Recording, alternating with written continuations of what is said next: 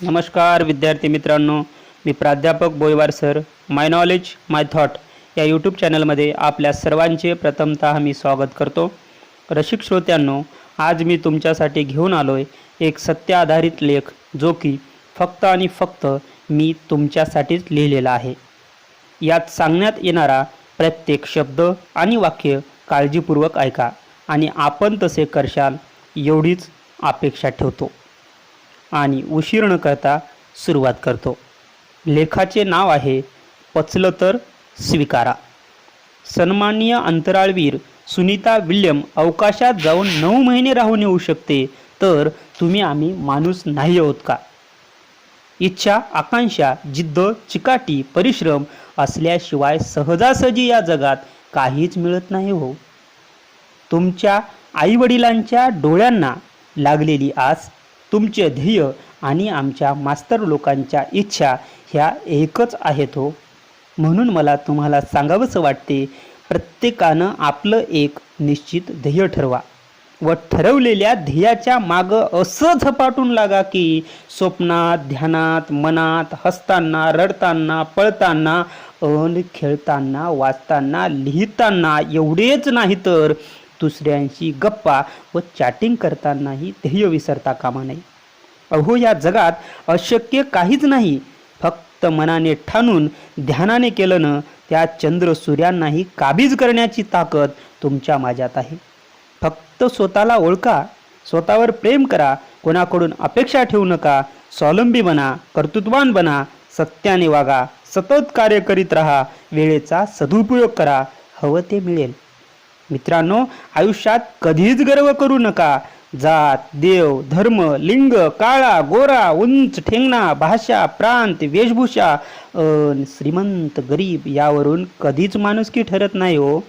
किंवा यावरून कधीच माणूस बुद्धिमान होऊ शकत नाही. या गढूळ गोष्टींच्या पलीकडचा सज्ञानी विचार ज्या मानवाच्या डोक्यात येतो ना, तोच व्यक्ती संत, महंत, ज्ञानी, परमज्ञानी ठरतो.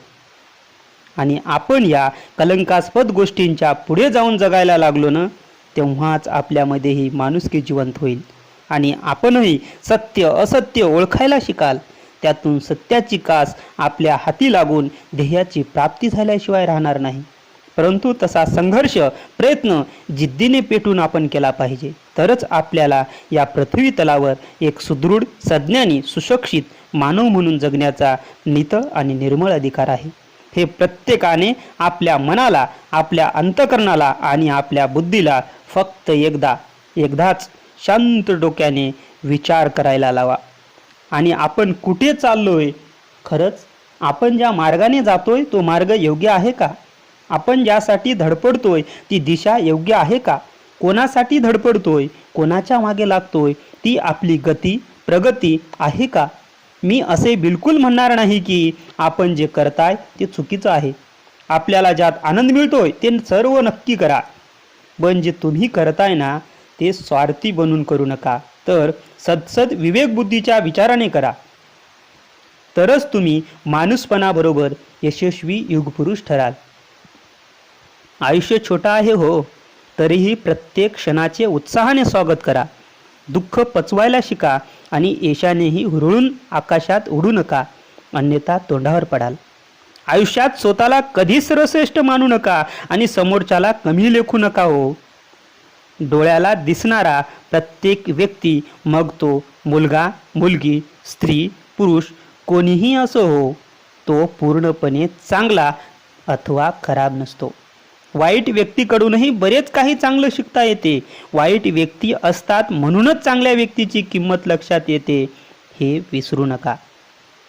एखादा मुलगा किंवा मुलगी वाईट आहे म्हणून त्यांच्यापासून दूर जाऊ नका, तर त्यांच्यात असणारे चांगले गुण स्वीकारा व वाईट बाजूला सारा. आणि एखाद्या मुलाला किंवा मुलीला सर्व समाज चांगलं म्हणतोय याचा अर्थ मुळीच असा नाही की तो किंवा ती सर्व गुण संपन्न आहे. असतील अनेक गुण चांगले, तर मग आपणही ते गुण जरूर अंगीकारा आणि शक्य होतील तेवढी माणसं जोडत चला. तंत्रज्ञानात झालेल्या भरमसाठ प्रगतीने माणूस माणसाजवळ बसूनही दूर जाताना दिसून येतोय. मी ज्यावेळी भूतकाळाकडे डोकावून पाहतो ना, तेव्हा असे लक्षात येते की भूतकाळात माणसाने प्रगती केलेली नव्हती, पण एकमेकात असणारा जिव्हाळा, प्रेम, आपुलकीचं नातं मात्र घट्ट होतं हो.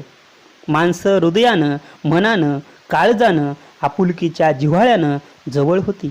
पण वर्तमानात मात्र माणूस फक्त आणि फक्त शरीराने जवळ येताना दिसून येतोय.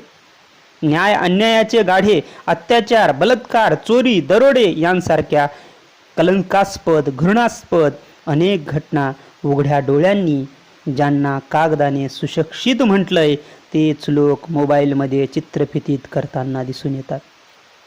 भावाने केला बहिणीचा खून, मुलानेच केली आईची हत्या, भावानेच दाबला भावाचा गळा, प्रियकराने केला प्रेयसीचा खून, मुलानेच लोटले आईवडिलांना घराबाहेर, सक्का भाऊच झाला पक्का वैरी यांसारख्या अनेक बातम्या जेव्हा डोळ्यासमोर येतात ना, तेव्हा खरंच प्रश्न पडतो, सर्वात बुद्धिमान प्राणी माणूस कसा काय होऊ शकतो?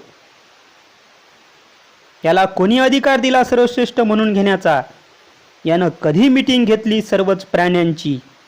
तोंडाला येईल ते अन पेनीने लिखाण होईल ते लिहून ठेवण्याचा कार्यक्रम माणसाने केला. हे लिहित असताना त्याने कोणत्या बुद्धीचा वापर केला व कोणत्या प्राण्याने त्याला सांगितले त्या निर्मिकालाच माहीत. माणसा, तू स्वतःला मोठा बुद्धिमान समजू नकोस, अन्यथा वादळाने नाही तर वावटळ्याने उडून जाशील, हे लक्षात घे. तंत्रज्ञानाने प्रगती केली हे खूपच छान आहे, पण त्याच तंत्रज्ञानाने माणसाला माणसापासून दूर नेलं, अनेक संकटांना कवटाळण्यास भाग पाडलं. माणसाच्या भौतिक प्रगतीचे आधुनिक कारण तंत्रज्ञान जरी असले तरी मानवतेच्या दुष्परिणामांच्या कलंकास्पद घटनांसाठीही तंत्रज्ञानच कारणीभूत असलेले दिसून येते.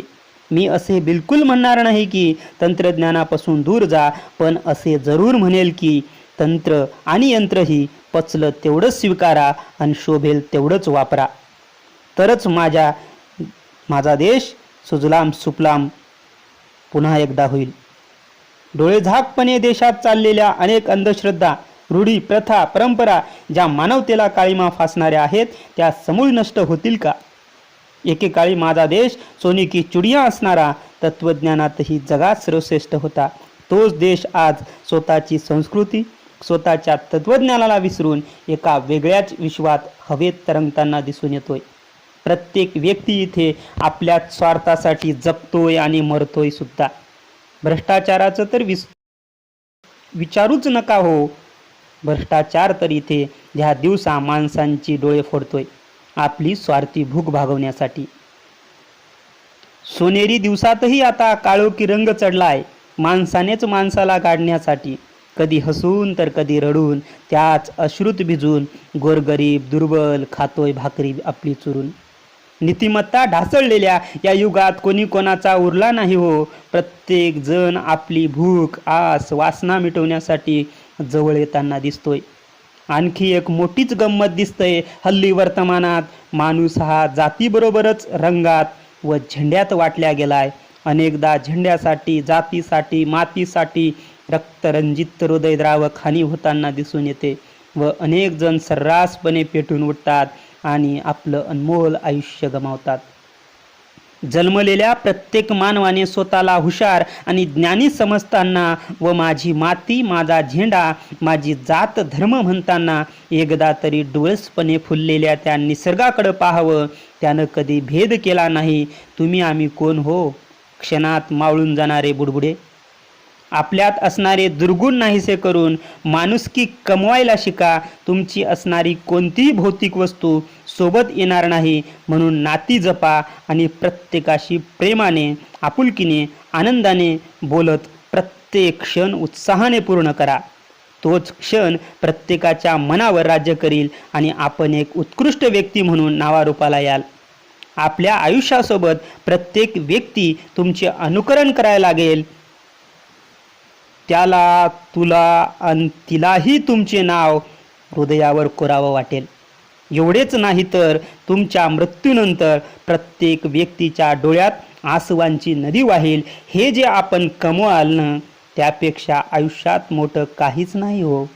माझा हा लेख वाचणाऱ्या प्रत्येक सज्ञानी वाचकाने एकदा तरी शांत डोक्याने विचार करावा व योग्य ते जरूर स्वीकारावे, एवढीच तोटक अपेक्षा ठेवतो.